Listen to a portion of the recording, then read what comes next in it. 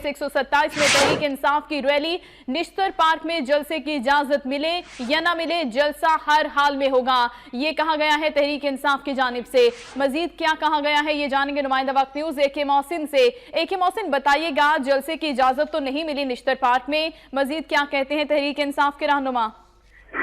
जी, हलीम आदिल शेख और दीगर रहनुमाओं से हमारी बात हुई थी रैली के दौरान, तो उनका ये कहना था कि हर सूरत में जलसा होगा, चाहे इजाज़त मिले या ना मिले। उन्होंने कहा है कि इमरान खान कल तशरीफ ला रहे हैं कराची और कल स्टील मिल के मुलाजमीन से भी मिलेंगे, इसके अलावा निश्तर पार्क का दौरा भी करेंगे और इमरान खान का जलसा हर सूरत में 6 सितंबर को निश्तर पार्क में होगा।